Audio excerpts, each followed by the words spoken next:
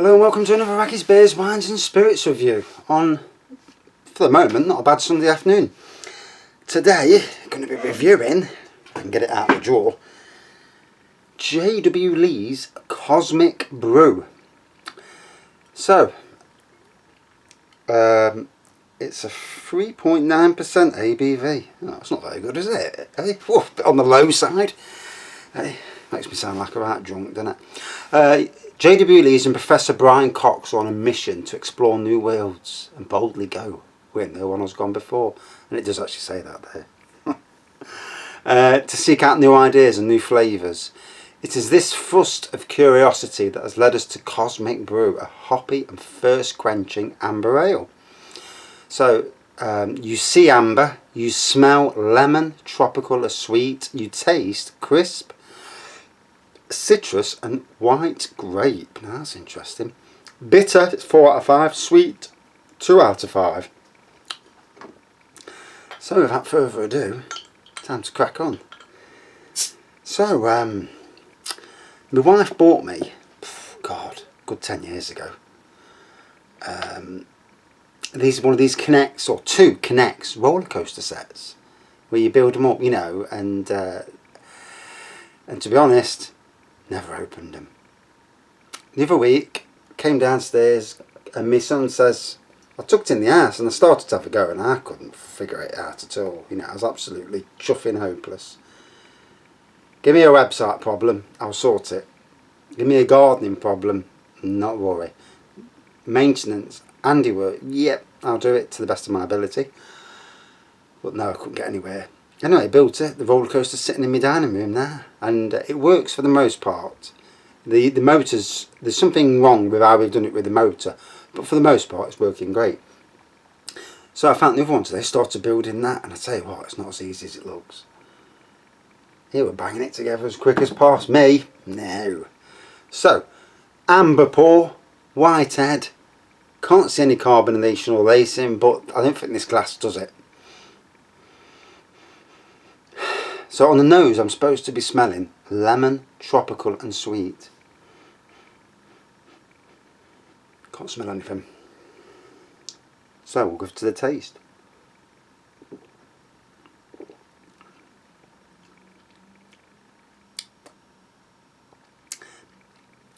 There's a bit of tropical coming through on the taste. That's for white grape.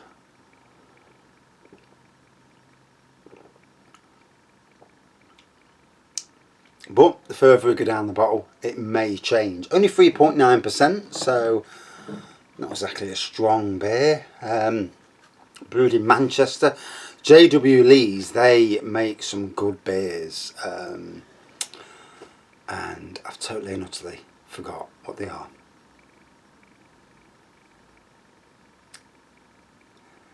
There's one they do and it's 7.3%. It was in bottles because we had it for Sainsbury's Beer Festival one year, a dark beer, and it was absolutely amazing. And it's a top 10 beer all day long, but I can't get hold of it.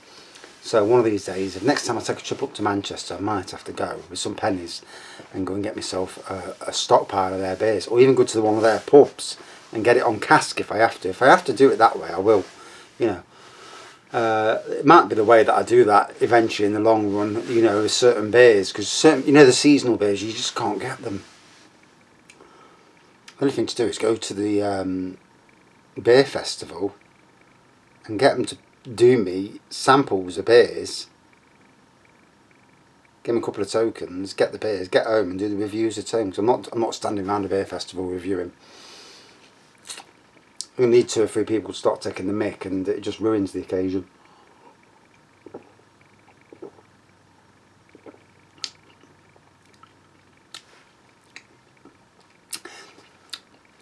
So the lemon is coming through, and that's what it's giving it the crispness.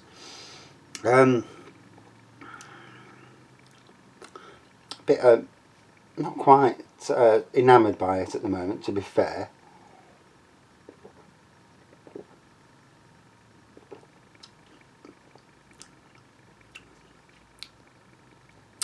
JW's also do a dark beer.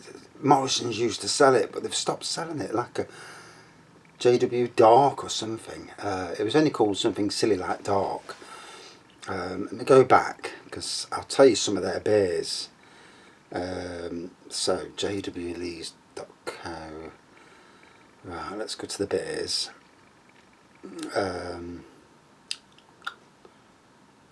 Right, yeah. Come on, let's get to the chuffing beers. Right, see all. And browse all beers, yeah. Browse all beers. Come on then, you bleeder. So JW Lee's Bitter, JW Lee's MPA Manchester Pale Ale, Cosmic Brew, which I'm reviewing here, Founders, a chestnut ale, Moonraker, I've reviewed that, very good strong ale. JW Lee's Vintage Harvest Ale, that sounds nice. JW Lee's Stout Ale, Gold Ale, Dark, JW Lee's Dark, I did say it was dark, didn't I? Yeah, that one's nice. JW Lee's Dragonfire, Greengate, Original Lager, Manchester Craft Lager, The Governor Ale. Now, I reviewed a bottle of this last year and it was rancid. So it's at Morrison's at the moment, so I might have to do a re-review just to see if it was a one-off bad bottle, you know. One Day Like This, Rock and Roll Star, Manchester Sound, True Faith, Plum Pudding. Ooh, rich and fruity ale. Now that sounds delicious. Craft Ale, British Red Ale, Juicy Pale Ale, Champagne Grisette, Rhubarb and Custards Lactose IPA, Summer Session Ale, American Apricot Pale Ale, Lemon Radler, New Zealand Session Black IPA, Voyager Ale, Brandy Snap Stout. Wow, that sounds... and that's it. So obviously they don't do that bit that I was on about. No, that's a shame. But yeah, some good ales. There's some very interesting ones. As for this fella,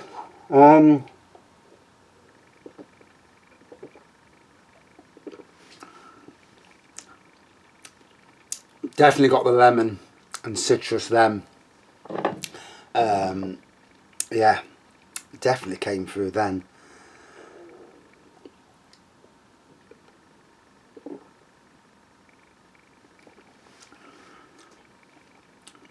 Fizzes on the tongue. Lasting one at the front of the mouth, not much at the back of the mouth, not much bitterness. There's a sweetness to it that's developing. So amazingly, you know, from the top of the glass to towards the bottom, it's changing already, which is obviously the sign of a good pint, really, I suppose. Although the sign of a really good pint is to hit you on that first mouthful. You know, you drink it and you think, oh my God, what is this? Sadly, not a lot of them about, you know, there's not many that are real, absolutely gobsmackingly stunning beers, you know. But as beers go, yeah, it's not a bad effort, you know.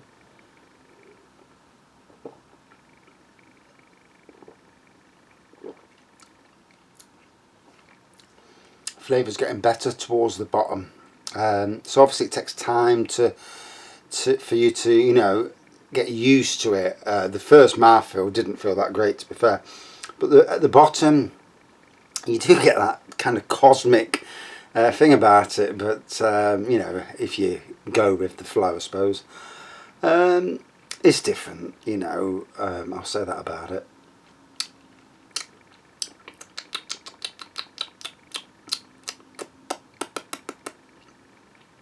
Yeah, very different.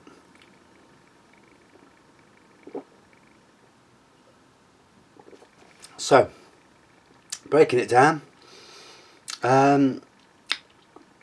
amber pour, white head, not much lacing or carbonation, long lasting flavour on the mouth. There's lemon in there, there's a bit of citrus elements in there. Other than that, bit of a, I won't say bland, but not the most exciting of ales. It's 3.9%. I know there's some 3.9%ers that have got bags of taste, so it's not always the fact that it's a lower alcohol, and that's the reason for it not having that taste. Yeah, it was okay. Nothing to shout about, in my opinion. Glad I drank it. You know, it's always nice to try beers that you've not had before, because the worst thing is not buying a beer and then finding out that it's an absolute stunner and you've missed out.